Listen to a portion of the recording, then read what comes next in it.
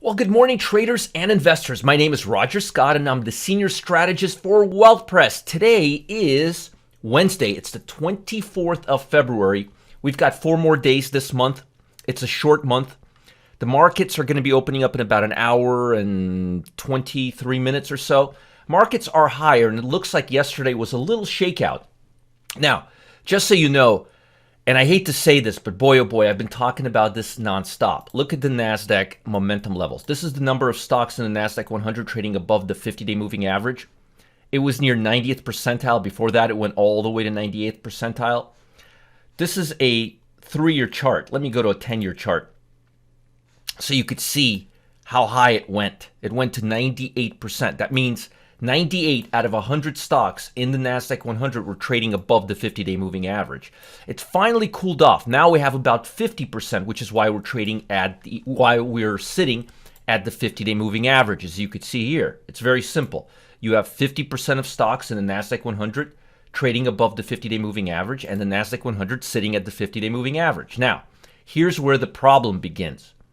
If you look at the number of stocks trading above the 200-day, this is the 50-day, and this is the 200-day, you could see we still have 84% of stocks trading in the NASDAQ above the 200-day moving average. Now, that could remain here for quite some time. I mean, we've been here, you could see here for quite some time, but ultimately, once you get to this level, the market is really stretched.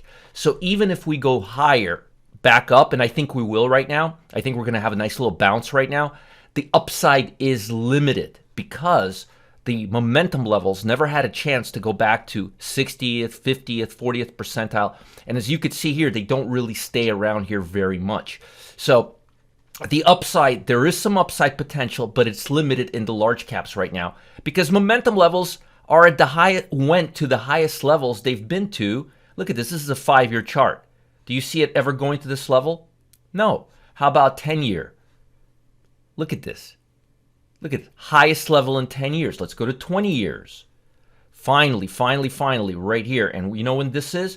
This is 2009. 2009. So we are at the highest momentum levels that we've seen since 2009. And folks, yes, the market can huff, it can puff, it can trade like this for a while, but to see this type of trading range, to see what we saw after, say, September of last year, you're going to need to see the number of stocks cool off because look at this right here. This happened March 2020. Look at the NASDAQ 100. Let me show you the price action here. Going back a year. So you could see this is that downside that caused momentum levels to dive, and then look at the rally that ensued. Sorry, I'm going back and forth, but I needed you to see. Momentum levels go down, and then they spike, and we're right now, we've benefited that much from the fallback in the momentum. So my point is, if momentum stays near these levels, near 11-year high, well, how much higher is the market going to go? You see, it's very simple. It's a rubber band that's stretched out. So the large caps are giving me a little warning signs, and not long term, just to these momentum levels cool off. And yet we only need one good shakeout. And I don't think we're there yet. I think we're going to kind of travel around this area, kind of bump up. We're going to see the 50-day line go a little higher. Now we're at 50th percentile. We're not overbought on the short-term period. So there's a good chance we'll get out of this right now. But longer term, summer, maybe getting into the summer, I'm not too sure because momentum levels are just way overbought. And you could see it for yourself. Look at this. This is the highest level. This is a monthly chart. Look at it on 10th-year basis. Highest level in 10 years. 5-year basis. Highest we've been in 5 years. And remember, this does not take market capitalization into account. This only takes into account the number of stocks, which is why I like looking at this instead of charts. Because when you're looking at this, you've got like 10 big stocks. The FANG stocks in the NASDAQ 100, they can override the number of stocks above and distort. This can distort momentum, but momentum can never be distorted because it tracks all 100 stocks equally. It weighs them all equally. Amazon gets as much love in this chart as the smallest stock in the NASDAQ, whereas when you're looking at This, you're taking market capitalization into account. Another reason why I think markets are going to cool off is because we closed near the highs yesterday. Also because we're already trading above the 50-day moving average. And I looked at my stock fetcher codes, and I have an indicator that shows reversals. I had 170 reversals on the 90-10 setup and 172 on the tail gap. And those occur when markets fall and then close at the high when the markets are still swinging higher. Now, we have consumer confidence coming out today came out yesterday, and the number was pretty good. It was in the middle of the range. It wasn't 93, it wasn't 87, it was 91.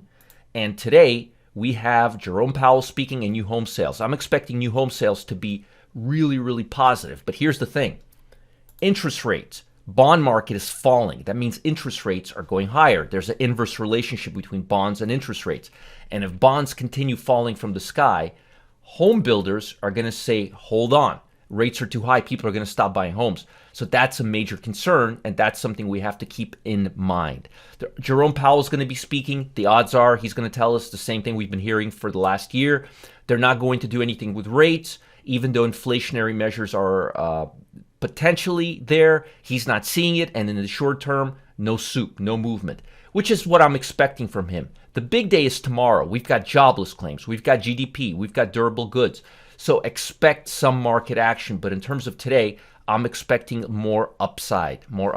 Also, volatility is really low. It didn't really start spiking yesterday at all, and we opened on the low and rode the market higher as the day went on. So in my opinion, this is just a good little shakeout to shake out the weak hands in the NASDAQ before we go higher again. But again, momentum levels on the 200-day are dangerous on the long term. And on the short term, they're okay. They're kind of stable because we're at the 50-day moving average on the NASDAQ. Now, I've been focusing on the NASDAQ because the NASDAQ has been the weakest performing. NASDAQ 100 has been the weakest performing sector. Followed by the S&P, the Dow, and the Russell has been killing it. The Russell has outperformed the S&P 2 times over in the last 90 days, believe it or not. Now, looking at markets pre-open, we're going to open up a little bit higher.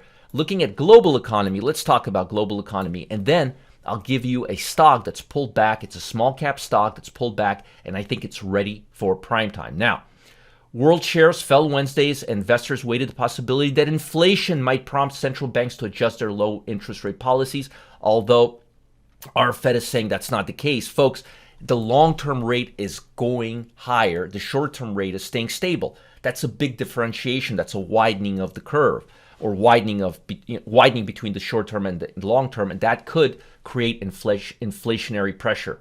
Investors increasingly are focused on big tick up in bond yield and how it affects stock valuation. Because remember, interest rates go higher, it's harder for stocks. Remember, stocks borrow money. It's a harder environment to function. So higher interest rates are not really that bullish for the stock market. So as bonds go lower, interest rates go higher, that could impact stock prices. Large amounts of stimulus being pumped into economies has been a factor. It's been the only factor in pushing bond yield higher or bond prices lower, giving some investors pause as it revives worries about inflation that has been nearly non-existent for more than a decade. It's coming. It's going to be slow, but it's coming. Federal Reserve Federal Chair told Congress yesterday, and he's going to talk today, that Fed doesn't see any need to alter its policy of keeping interest rates ultra low, noting that the economy recovery remains uneven and far from complete. That he is 100% right about, and as he says that, keep your eye on that the number of stocks in the NASDAQ above the 200-day moving average.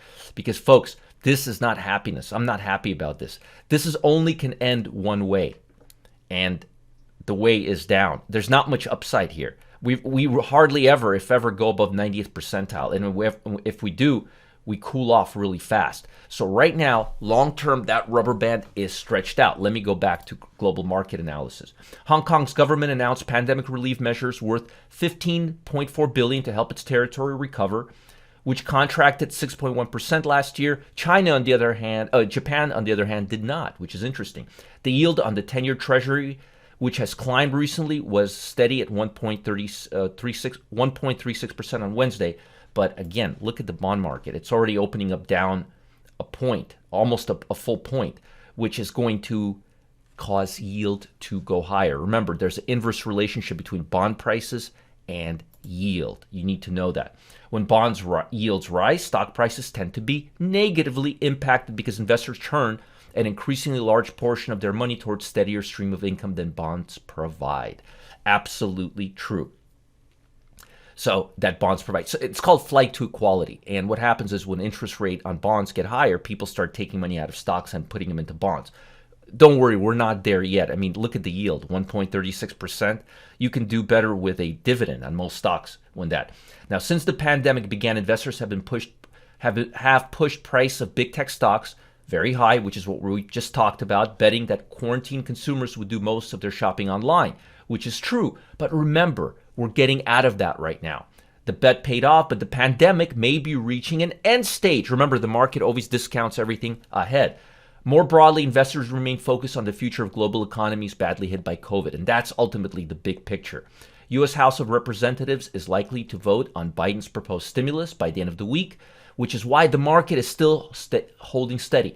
But if this bond yield continues moving lower, it's going to start impacting the stock market. It's going to start impacting certain sectors of the stock market. But right now, volatility is still low.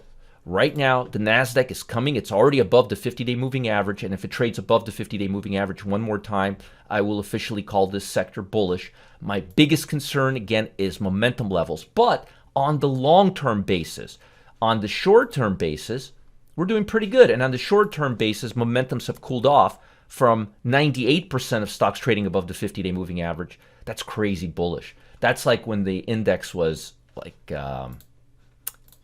right here. That's crazy, crazy bullish. But it's cooled off, and now we're at the 50-day, and we're probably going to stick around between 50th and 80th. But again, I'm very concerned about the 200-day and the number of stocks trading above the 200-day moving average. Now, again, my favorite stocks right now are the smaller stocks, are the Russell stocks, are the mid-cap stocks.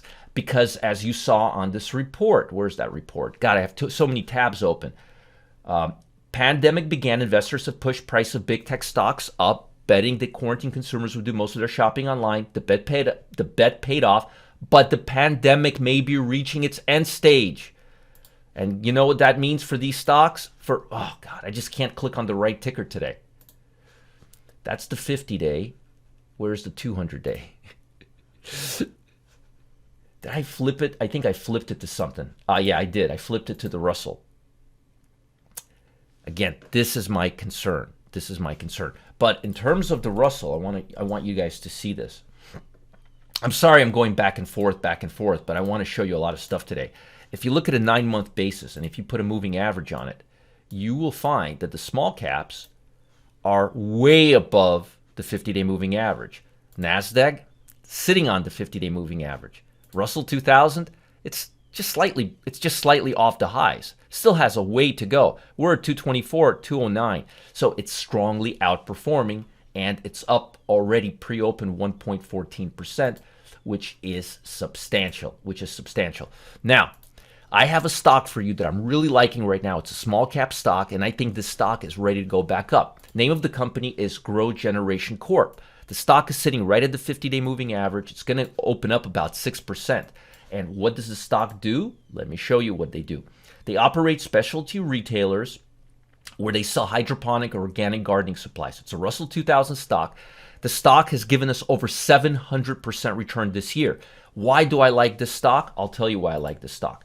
Because marijuana will more likely than not get legalized. If marijuana gets legalized, the stores that sell equipment, growing equipment, are going to skyrocket. And this is one of the biggest ones. This is a public company that sells grow supplies online. If marijuana gets more popular in certain states, this company profits. If marijuana does not get federally legalized but becomes more popular, and it is, this company profits. Remember when everybody was in the gold market, was you wouldn't remember this. This was before you were born. But remember when everybody was trying to discover gold in California? The people who became really, really rich were not the people discovering the gold. It was the people selling the shovels. I've always been the shovels guy. If there's ever been anything, you always want to buy the accoutrements, the supplies, that go with whatever's hot. So this stock, if let's say Fed says, no, we're not going to legalize pot, well, several pot stocks, big corporate pot stocks, are going to go down because they've been expecting federal legalization. But this stock won't, because it sells the shovels. As long as marijuana becomes more popular, whether it's legalized or not in the states, and it is becoming more popular. Texas, the South, is about to start legalizing medical marijuana. It's crazy what's going on. New York is about to legalize it. Some states like California. Anyway, the bottom line is, I don't have to tell you all this. Marijuana and crypto are the two currencies of 2021. It's trading at the 50-day moving average. It just made swing highs. If it trades above the 51 level, and it's already going to open at 54, it's going to open like right here. I like the stock, and I think it's going to go and test the high again.